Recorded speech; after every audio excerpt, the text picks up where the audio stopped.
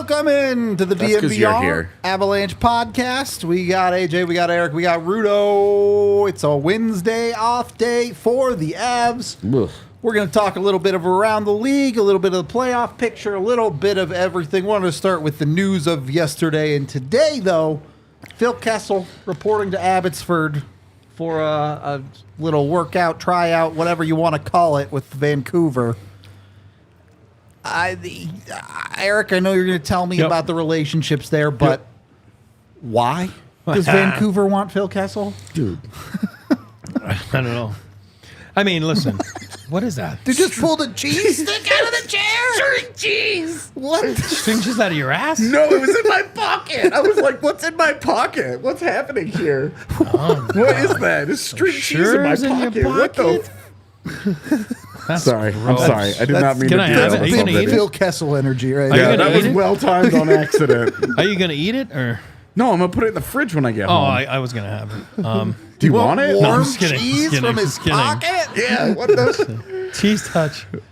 It's enclosed. The cheese touch. No, yeah, you're right. I'm going to talk about the relationship. You know, so when you're making a move like that, we're not internally in their discussions, right? You know, Vancouver, but Jimmy Rutherford, right? President, Vancouver Canucks. Patrick Alvin, GM, Vancouver Canucks. Rick Tocchet, head coach, Vancouver Canucks. What did they have in common? They're all in Pittsburgh together, right? So somewhere, somehow, they like the fit, or else they wouldn't be doing this. They feel that he would bring something to their team. Obviously, he didn't play in the playoffs last year with the Knights, right? But he seemed to have had a good attitude and everything. So, I mean, by the sounds of it, right? Because the guys were all talking about him. So, which is something back then that you didn't hear good words about him. You know what I mean? Like good, kind words. But that reputation started to change in Pittsburgh. Yeah, because with of talk. Those guys. It's because of talk. Yeah. So I've talked to Talk back then about him, and he goes, "Hey, listen." Because I'd be like, hey, that's the one guy I didn't think you'd get along with. And I think Talk, that's one of his strengths. And he's figured out how to he had a kid graduate from college last year, but, knowing this generation, you know what I mean? Like, not fighting the generation, but actually try to understand them. And I think when you think of Talk, you think of somebody that is just so old school and everything. And he's still got his old school values, but he's done a good job of that. And I think Kessel was maybe his first protege, you know what I mean, when they won the Cup there in Pittsburgh. He did a fabulous job. And quite frankly, that's what got him back, in the NHL, as a head coach, because people, were like, oh, wow, he did a good job with Phil Kessel, you know what I mean? So there's a relationship there. He hasn't played. He's in Abbotsford, right? He hasn't been signed. He's just skating there just to see how things are at. Who knows, Again, it's always a question of fit. If they feel that, or they have something cooking, and then they're going to need a right winger. We never know what's in the cooker. So, can he still play? He hasn't played in almost a year now. I don't know. But I'll tell you one thing. Don't be fooled by the hot dog pictures. Don't be fooled by the, you know what I mean? This guy, he might not look like an athlete, but he's always been a well-conditioned, I don't know him. So, but I've always heard, unbelievable, well-conditioned athlete. And when you're talking about test scores and everything, and you're going to practice and skating circles around everybody, I guess this guy can go. He's got the engine. He might not have the look of it, but the engine is there. So we'll see. It's really the same thing the Avs just did with Zach Parise. I was just going to say It's that. exactly what it is, except I don't see what Vancouver needs a Phil Kessel for. Again, it's insurance. I agree. Oh, I'm trying to grab your hand there. Cheese stick, hand touch. No, but again, I'm jumping in for a second. We don't know what they got cooking. I understand. Right? You might lose Garland. You might lose something. I don't know what it is. True. But so you have that in the back burner. There, maybe it makes sense. That's I get it. Yeah, I'm with you, though. Why would they need that? I agree. I don't know. I don't see it. You're looking at a Vancouver team that is absolutely shooting the roof off of the building. Yeah, you would like a reinforcement there when that shit stops. I don't know that how much Phil Kessel reinforces that at this point of the year. But look, yeah, whatever. They clearly see something there. So who am I to judge? It's a known commodity for them. In theory, it raises your floor. It just makes you just that much, just a little bit better. At this point in this, you're min-maxing your roster. Sure. So, after they made the Lindholm move, they made the Zadorov move, they've kind of done what they're going to do by and large here. They might add another guy, and that's what you're saying. We don't know what else they kind of have in their sights. If they were to bring a Tanev back, they're going to have to move money out. That's Garland money. Yeah. Phil Kessel is, it's a great point. So it gives them insurance. It gives them flexibility to make a move like that where they're saying, okay, well, if we move Garland out, now we don't have anybody here. Now we don't like what we've got here. Adding a guy like Kessel, assuming they do sign him, adding a guy like Kessel makes that easier. In the same way that even if the Avs bring in Landeskog, Nichushkin, and Kovalenko, having Zach Parise around come playoff time, but obviously more guys is better than less guys. I get that, and I think that's just where I just think that's where we're talking here. I don't think he's going in there to be on the first power play and then first line with Lindholm. You're just min-maxing your roster. It's just it's free. It's a known commodity. That's it. Sure. They know him. I just don't know how, barring another move, I don't know that he really moves the needle. It's a legit concern of yours. So absolutely. Yeah. I agree with it. But whatever. I mean, we're not concerned about the Canucks, but they feel like it's a move worth making. Go for it. Go for it. They can have their fun and see what happens with it. Mm-hmm. Other bit of news, and we talked about this on the watch along yesterday a little bit, but we can talk about it on the actual pod. 5-game suspension for Morgan Rielly for the whole Rielly Grigg slap shot into an empty net situation. We're all entirely cool with how everything went down, yes? Yep.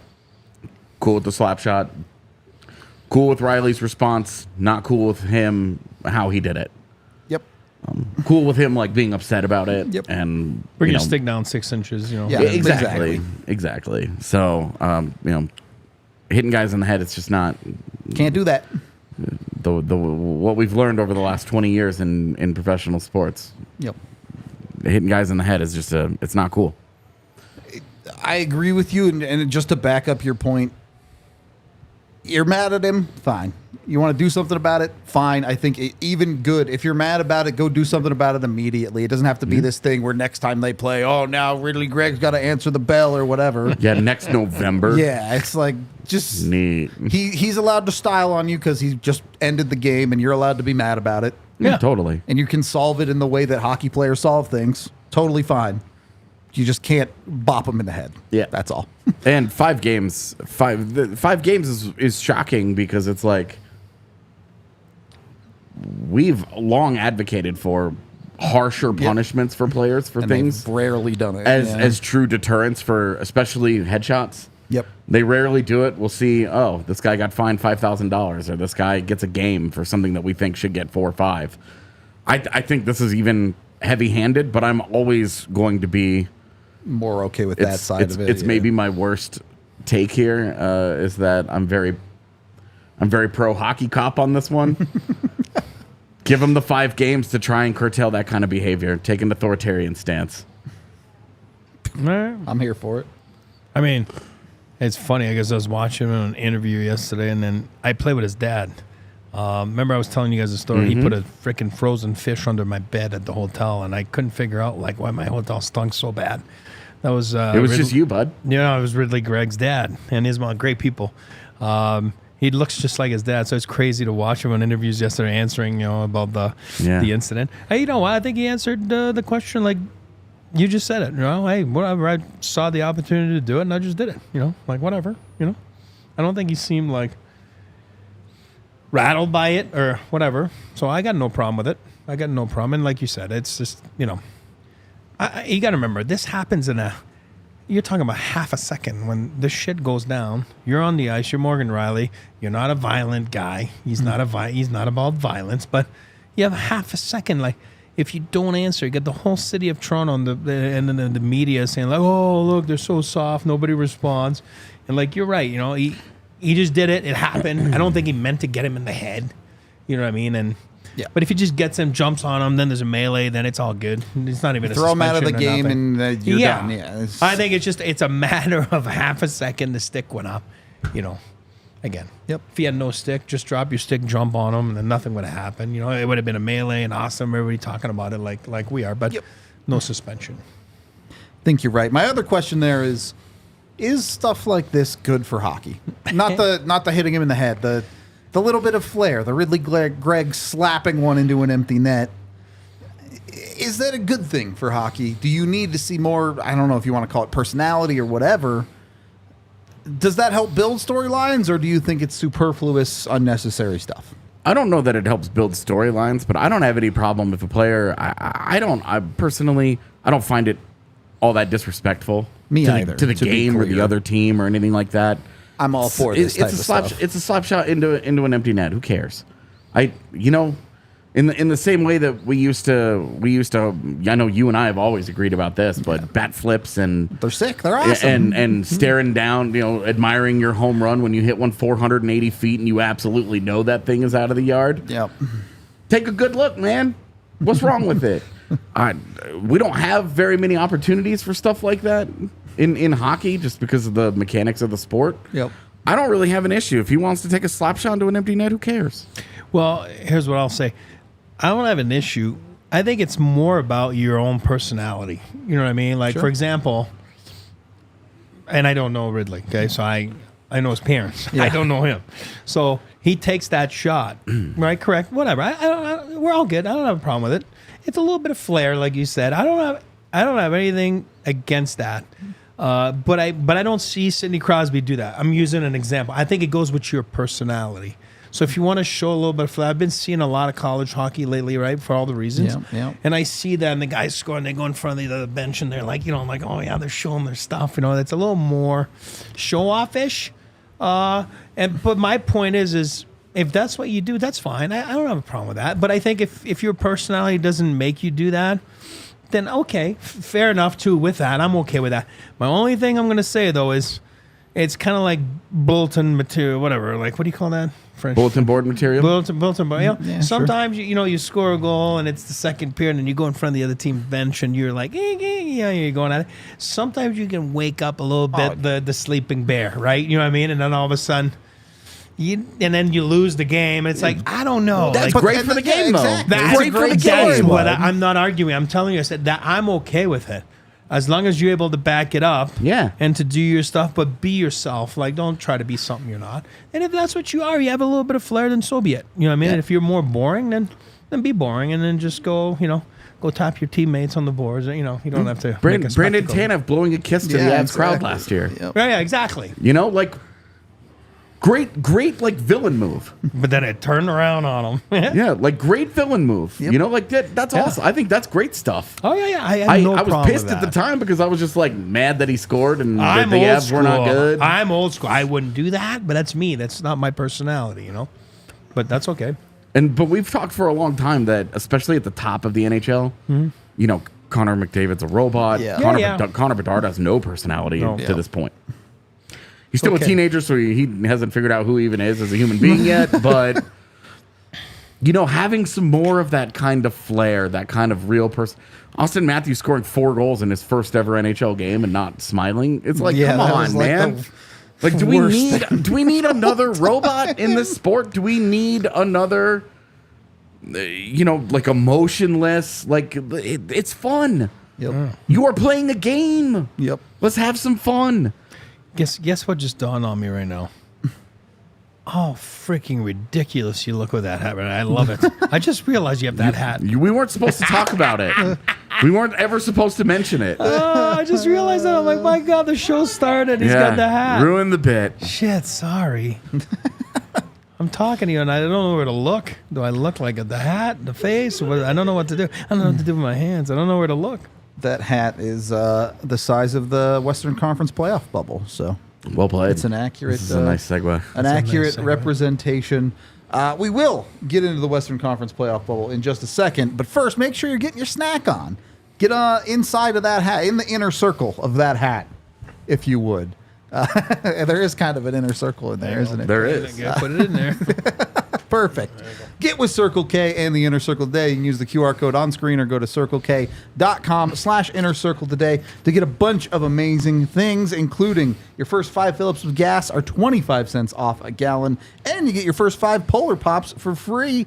Tons of other great deals when it comes to Circle K. You can get a free any size Polar Pop from Colorado Circle K's by texting DNVR to 31310. That's DNVR to 31310 today. Get yourself a free Polar Pop. Why not? Absolutely delicious. And then join Inner Circle at circlek.com/inner circle to get a bunch of other amazing rewards.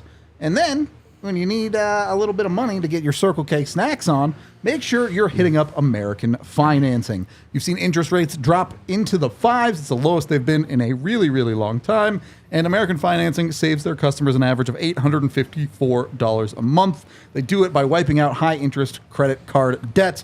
$850 a month is over $10,000 in a year. So that's a ton of money that they can save you because credit card interest rates are kind of crazy, and they wipe out a bunch of that. All of their people are salary-based mortgage consultants, so they're not trying to get any extra money. They just want to find the best option for you. So make sure you're hitting up American Financing, available in all 50 states. They can help you anywhere. You can give a call to American Financing today, and they may be able to delay up to 2 mortgage payments for you. When you call, let them know DNVR sent you at 303-695-7000. That's 303-695-7000, or go online to americanfinancing.net/DNVR. NMLS 182334, NMLSconsumeraccess.org. APR for rates in the 5 start at 6.406% for well-qualified borrowers. Call 303-695-7000 for details about credit costs and terms. Second period of the DNVR Avalanche podcast. On to the main topic of the day, which is that Western Conference playoff race. To start, and we won't talk too much about these teams, but very clearly, you have in the Central Division, Dallas, Colorado, and Winnipeg are all, barring catastrophic collapses in these last 30 games, going to make the playoffs. Winnipeg already a buyer, very clearly. They did go out and get Monahan, which you guys can talk about if you have thoughts on that. And then in the Pacific, you have Vegas and Vancouver also very clearly going to make the playoffs. Vancouver already a buyer as well. So 5 teams at the top that are very clearly in the playoffs. We've talked about it a lot with the Avs. We don't have to get too much into it unless you guys want to talk about Monahan or the purchases Vancouver have made. And then you have another tier below that, which is currently LA, which is kind of their own whole mess right now. Mm-hmm. And then on the Central Division side, you have St. Louis in the wild card spot. If you don't have anything to say about the top guys, my question would be, are we looking at the correct wild card teams, or do you think we're going to see the wild card teams change down the stretch here? Well, and I think I don't mean to use this as a cop-out, but I think that the next 3 weeks is when those teams determine, are we buying or are we selling? And that's kind of why I want to have the conversation. Because it's not so much, St. Louis, I think, is probably St. Louis is always taking themselves seriously. Mm-hmm. And last year was one of the only times that we've seen them really sell at a deadline in several years, because it was obvious it wasn't happening. They didn't have the right mix. They were playing horrible. They were just bad. Yep. So they pulled the plug and they got assets. They made the right call. It was a hard decision, but they made the right decision. I think you look at the teams chasing them. Calgary is still going to have to sell. They still have guys that they're looking to move on from. From Tanev to Hanifin, maybe even a Mangiapane slips in there. I'd be surprised. Depending on how much they want to blow it up. Exactly. Yeah. Depending on how much the arms race in the West especially kicks up. Yep. We'll see. Nashville's in kind of this weird spot where outside of UC Saros, is there really anybody that you're looking at their roster going, it's not great, they Bob. would be willing to move them? Because it's easy to look at it and be like, oh, Ryan O'Reilly would look great here. Yeah. But I do it on a 4-year deal. Are they really going to? Yeah, like right now, they're not going to move them. Yeah. No. So it's more who would teams actually be making available? Yep.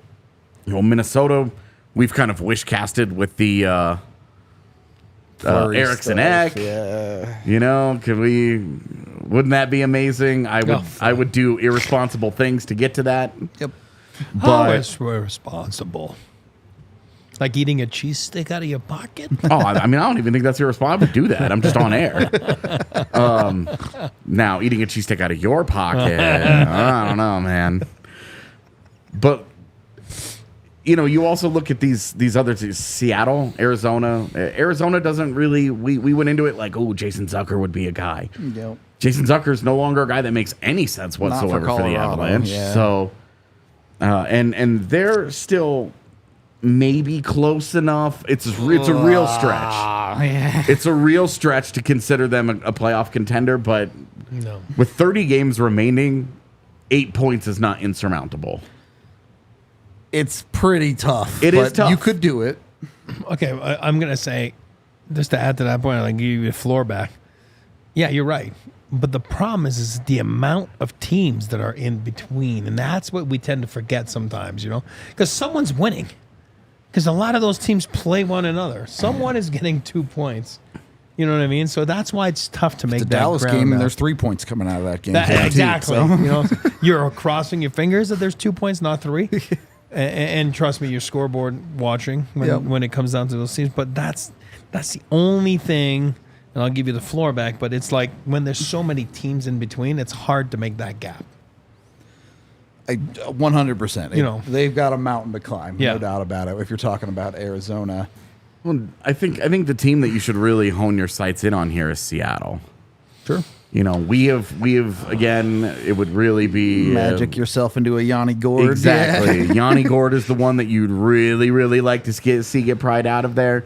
It would be awfully expensive, but boy, does that guy check Your some problem boxes is for solved indefinitely. Then Yeah, like you feel pretty good. Even at his age, the next 2 years, you feel great Yep. about your center depth, 1, 2, and 3, with McKinnon, Gord, and Ross Colton. So that one you feel pretty good about. How do you feel about Alex Wenberg? Not as good. Because that's another guy that you're having a conversation about in terms of if they sell him. Yeah. There's no immediate replacement for him unless they finally give the reins over to a Shane Wright and say, okay, we're going to use the end of the year to really get your feet wet, get you really seriously embedded into our lineup and start working on next season. And I want to stick semi with the Seattle conversation here. Is the thing that could help the Avs the most there is LA getting it together? Yeah. To be honest, if you're really dead set on trying to get Yanni Gord out of there, you need Seattle to fall out of it for real. Over the next 2 weeks, basically. Yeah. You need Seattle to really, and then to be looking at the bigger picture and saying, okay, Vancouver's young. Look at all the levels of guys that they have. They've locked up a lot of their talent. Yep. Vancouver's not going anywhere, okay? Vegas is also probably not going anywhere. Agree. Edmonton is probably not going anywhere. So where is your path to the postseason in the Pacific Division if you're the Kraken? Yeah. Well, I was just going to make Not that just point. this year, but I mean next year I too. get you. So if Colorado makes a big offer for a guy like Yanni Gord, you really want them to fall out of that race over the next few weeks to get them a little more open-minded to this. Because Dallas, Colorado, Winnipeg, forget about the order. It might change. I'm saying. It doesn't matter. But those three aren't moving. Okay? Yep. Vancouver, Vegas, Edmonton, they're not moving. LA's not going in there. I mean, LA's going the other way. Listen, Edmonton's played 49 games. They have 5 games in hand. I think on Vancouver. Edmonton is certainly a playoff team. I'll put it that That's way. what I'm going to go. Yeah. I'm going to put Edmonton in those 3. They're going to be one of those top 3. So then it comes down to what you're saying there. Hold on. You're right. So then you got LA, which they got the coach bump, the first game, and then all of a sudden last night they lose 7-0. That ran out The pretty next quick. 3 weeks will be huge for what the Kings want to do. And then you got St. Louis that's been battling it out, right? I mean, they fired their coach, And then you got Nashville, Calgary, Seattle, like you said. Now, Calgary, realistically, it's what they've done for so many years. Try to sneak in the playoffs. Do you really have the team to win the Stanley Cup? I don't think so.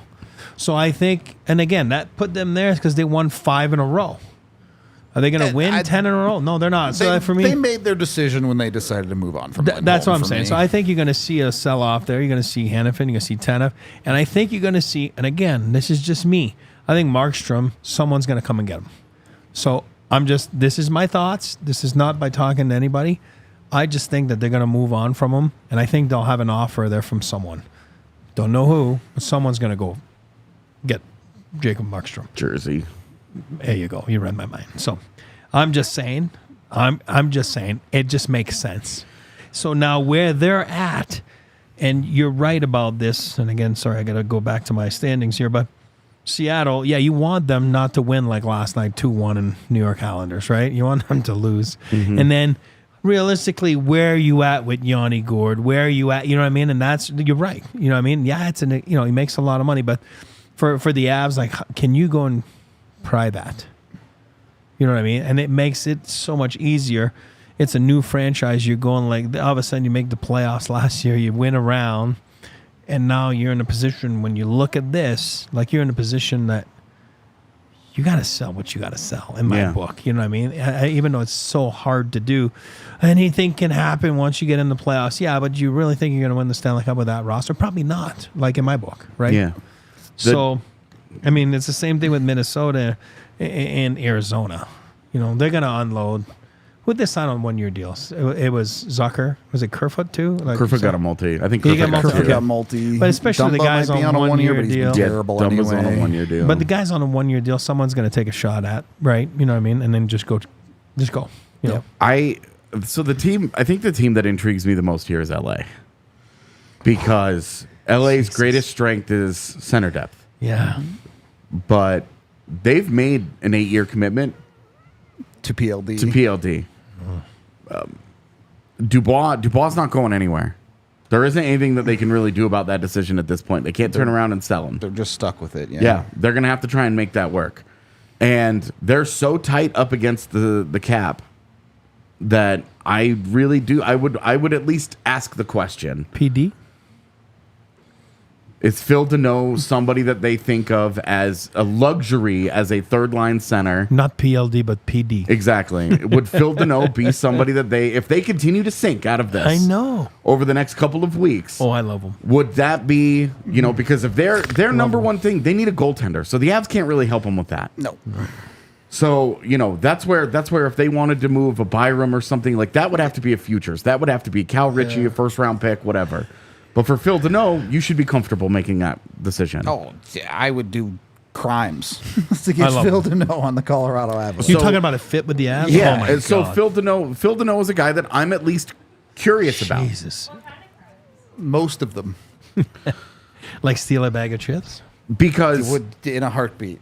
With Deneau, he checks all the boxes that the Avs would want. Yep. He's an excellent defensive player. But in theory, you would drop him between Nichushkin and Lehkonen, and you're like, you're like, holy shit, dude! Like, it's the worst line in the NHL to play against. Right. Yeah. Well, and then you roll out a third line of Miles Wood, Ross Colton, and Logan O'Connor into the ground, and you're like, okay, great. Those guys have finally gotten off the ice, and now here comes Nathan McKinnon again. Like, it would be like the bow on your forward core where you're like, oh my goodness. But LA would only make that move because they're trying to free up money to go get a Markstrom or a Soros. So it would have to be very futures based and not Bowen Byram. They don't want to take back a lot of money. So it would need to be you're giving up a first round pick and you're giving up Cal Ritchie and maybe and Sean Barons. Just as I don't know what they would want, but it would have to be a pretty penny like that for a guy that. What's he got left? Yeah, the money would just be so hard to make. I know. What's he got It left? wouldn't, though. He's got 5 years left? Like, right? the Avs making the money, if they were trying to move a roster piece. Oh, for in the immediate? Yeah. That's one where they would have to they would have to be the Rigel giveaway. Yeah. Because that covers the majority of that money. Sure. I assume you're looking at their roster right now. How many years does Deneau have left? He has 4. 4? Yep. Or left. After this? No, 4 total. 3 more. So 3 after this. How old is he right now? He is 27. No, that's 30. Sorry. He's 30? Yeah. So me personally, I'm good. I have no concerns here. As far as like future, yeah, I'm all in. I'd be all in on Danault. It's just you're looking at a situation where it feels like both teams are a move away from being there still. LA, if you're LA, you don't make this move because one, having center depth is one of the strongest indicators of postseason success. Yep. The other thing here is it doesn't matter what the Avs want to give you. Do you really want to give the Avs Phil Danault?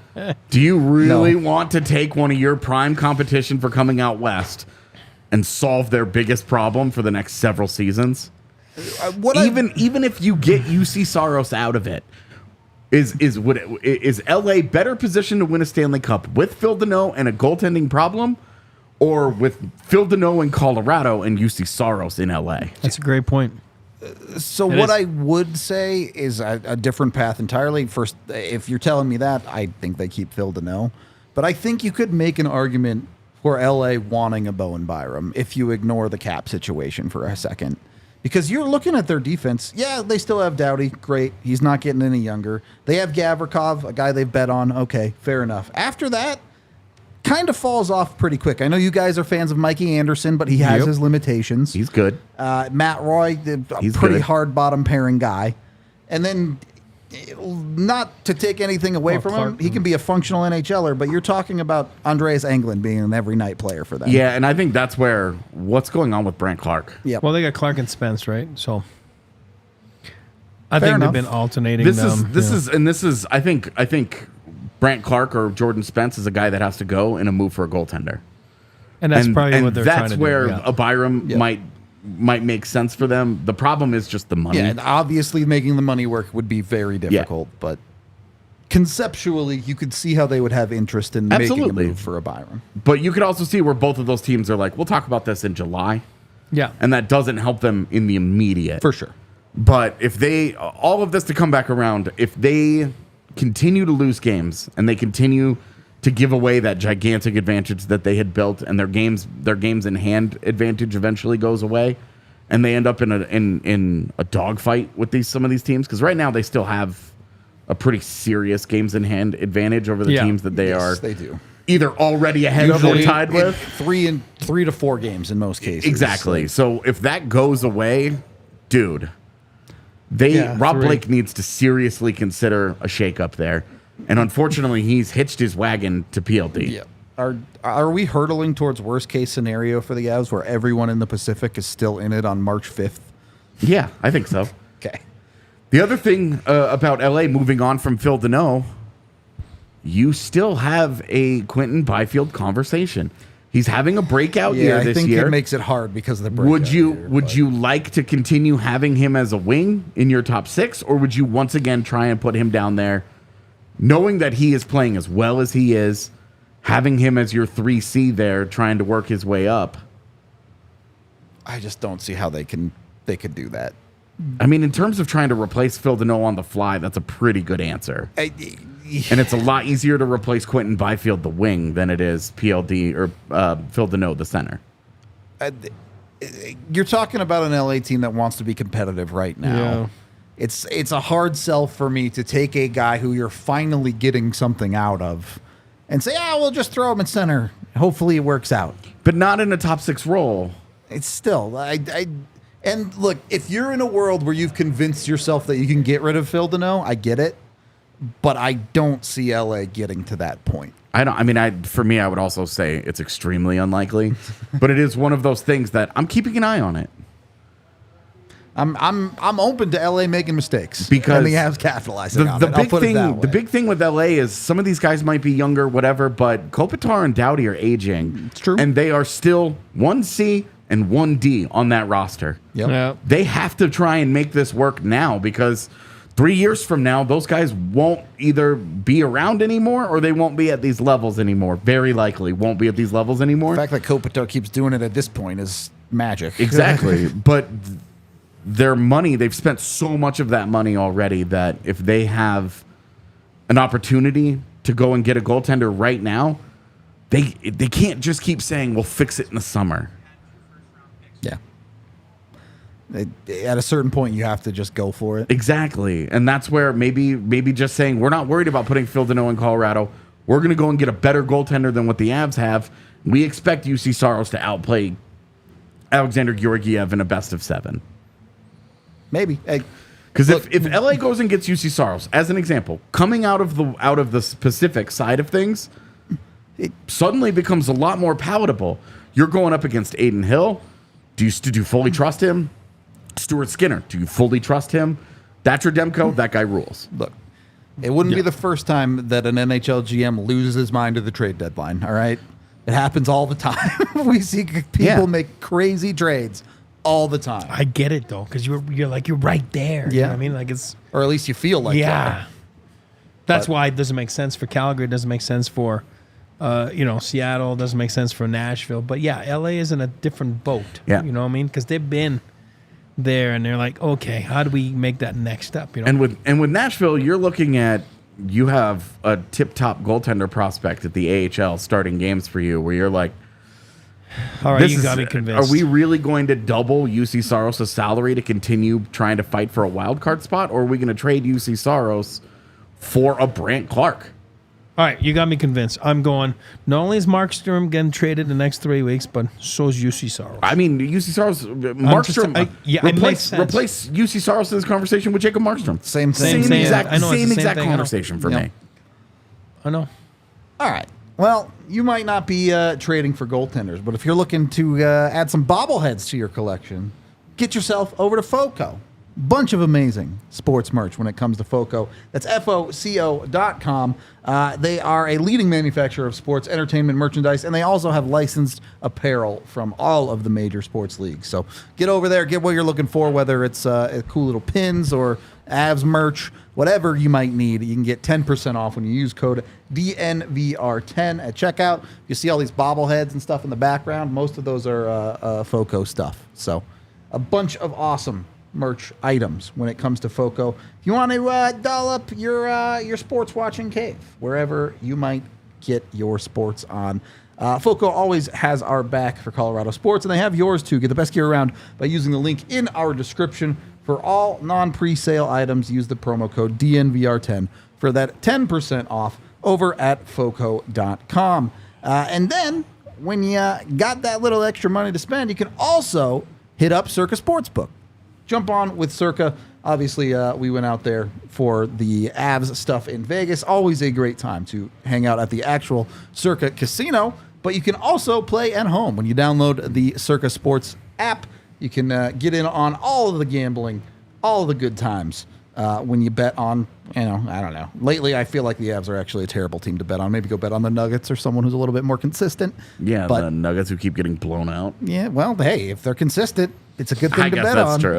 I'm just saying. The Avs games feel like they're all over the place, even when they lose. So, a little bit tougher to bet on.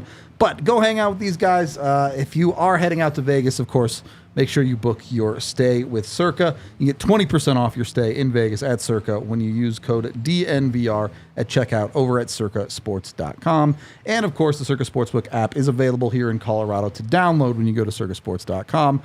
Circa Sports bets can only be made while physically located in the state of Colorado. Must be 21 or older. All rights reserved. Circa Sports Colorado encourages you to gamble responsibly. If you have a gambling problem, call or text 1-800-GAMBLER or visit problemgamblingcolorado.org. Third period of the DNVR Avalanche podcast, talking Western Conference playoff bubble. I want to be realistic about a couple of teams in the standings here, because we just spent a bunch of time on LA. Do we feel like they're still a playoff team, even with the struggles that they've gone through? I'm going to say yes. One yes and one awkward look. It's just so bad. It's bad. It's so bad. It's not like, man, they just can't figure it out. They're getting rocked. Yep. Regularly. That's not rocked. 7-0. That's not rocked. What?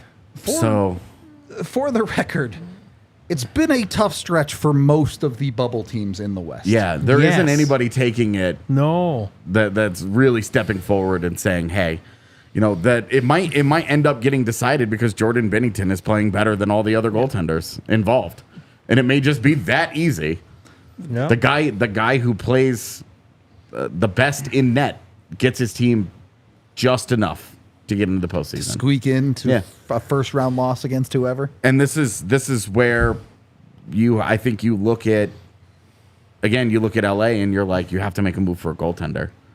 And if we're talking making a move for a goaltender, UC Saros and Jacob Markstrom are their direct competition for those playoff spots. So Literally almost going by default, directly against them. Yeah.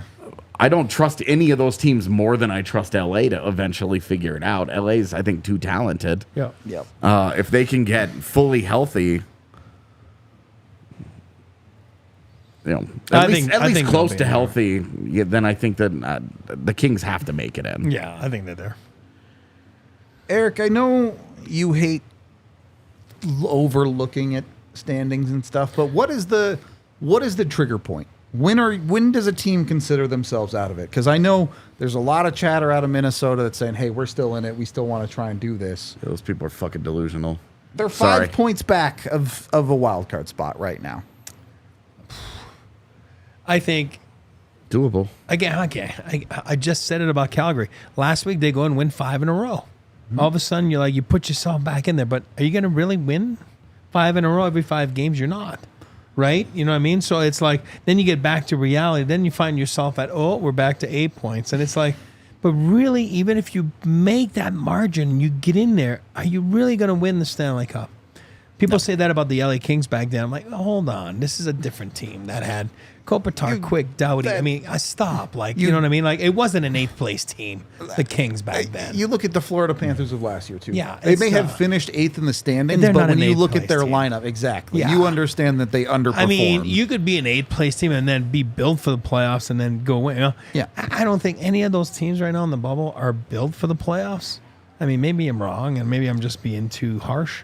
I don't see it. LA would be the closest. Well, that's what I mean. LA, I would be like, okay. Which one of those teams do you have any confidence in a postseason series? Like, because of their success last year, do you have any confidence in the Kraken? No. They're not having the extremely charmed season that they did last year. No. So, and some of that shine is worn They're off. actually getting goaltending from Joey Decord this year, and they're still not. And that's why I think that.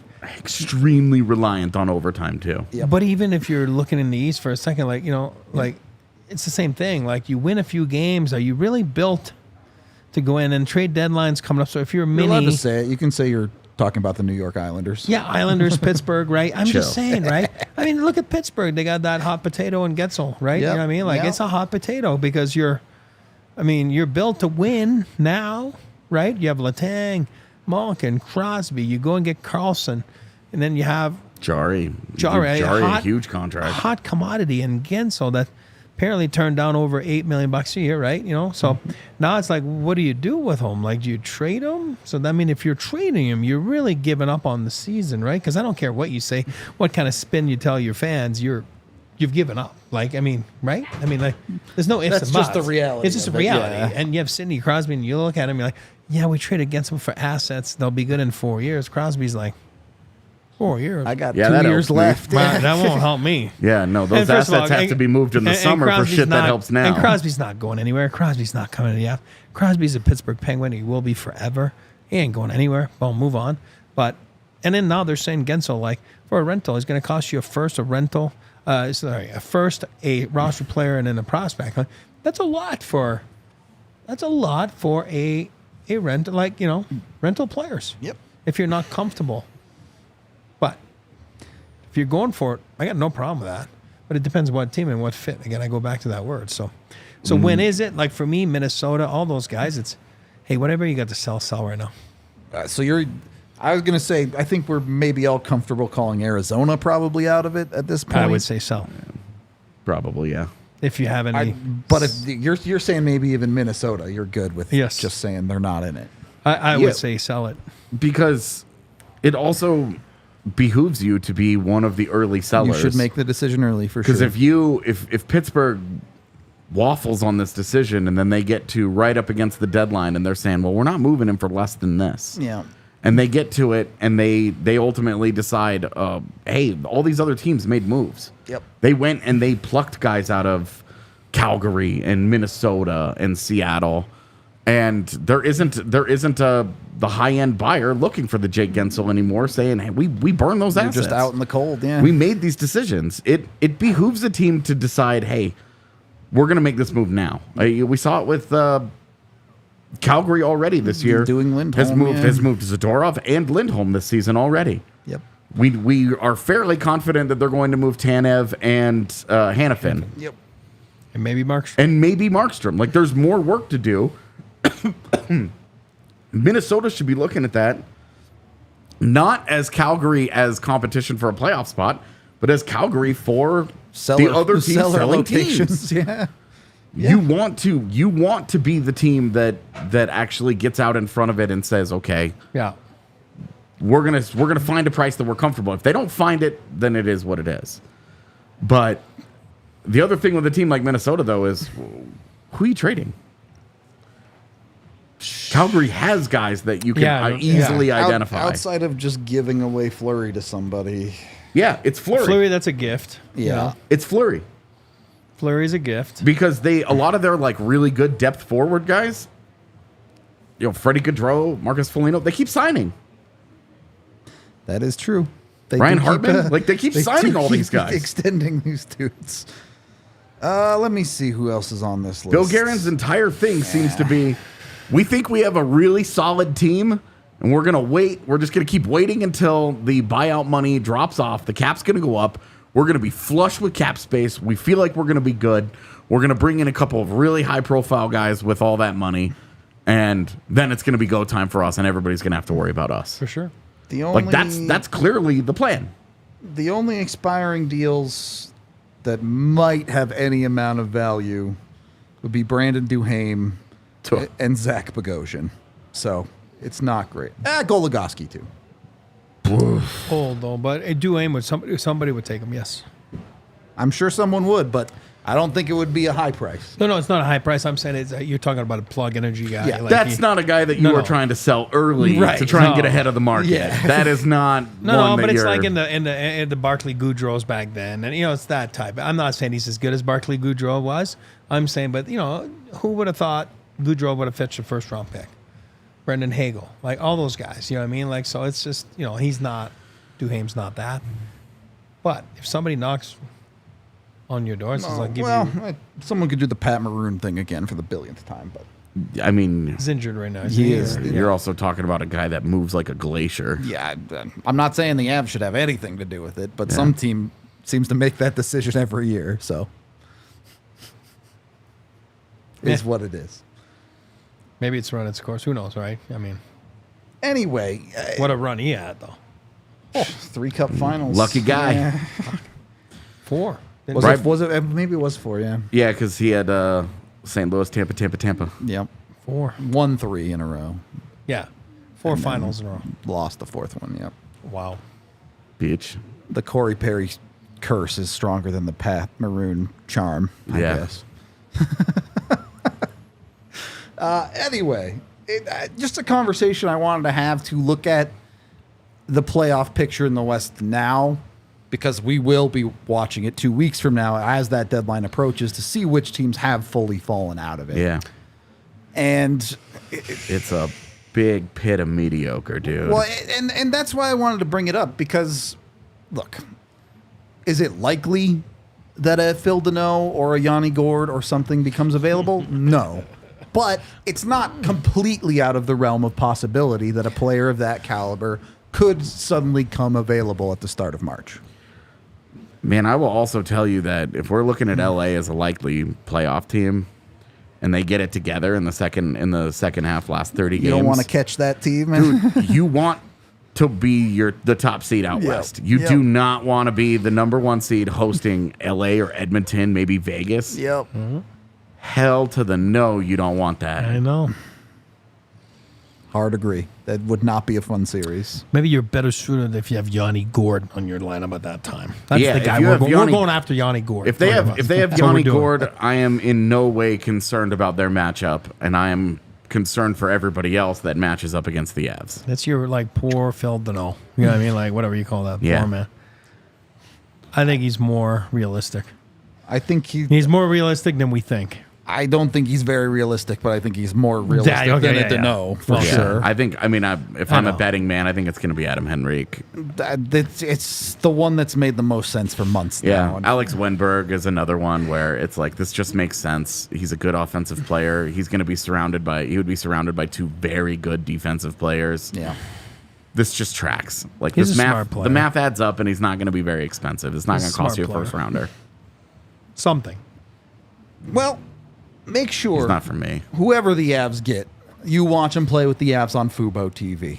Head over to FuboTV.com/DNVR today to get 15% off your first month of Fubo Pro. You can use that QR code on screen as well. Over 140 live channels, including all of your Colorado sports. You got movies, news, television, music, all of that good stuff when it comes to Fubo. Super easy to use. There's no contracts or anything, so you can cancel at any time. You can even get a free trial when you go to FuboTV.com/DNVR, so you can try it out first. When you get Fubo Pro, it comes with 1,000 hours of DVR, so even if you're not at home, you can always record whatever show it is that you might want to catch, or the Avs game, or whatever.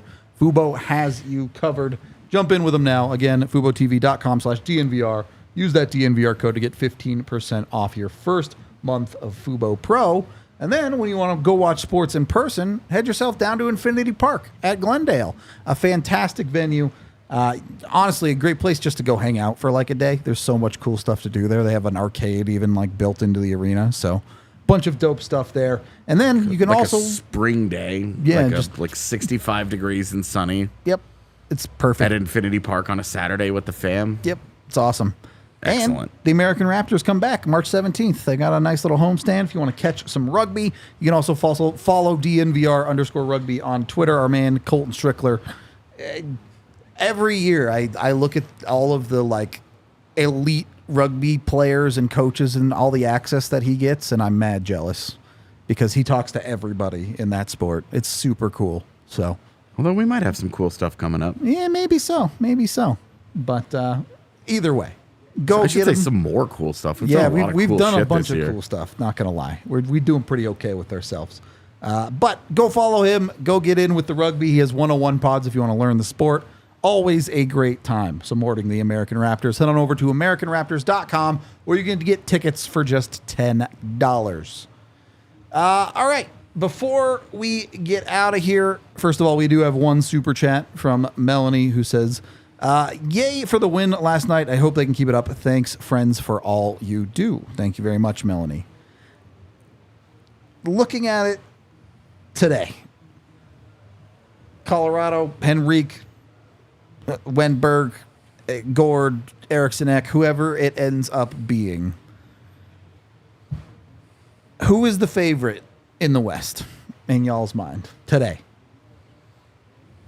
As a team? As a team.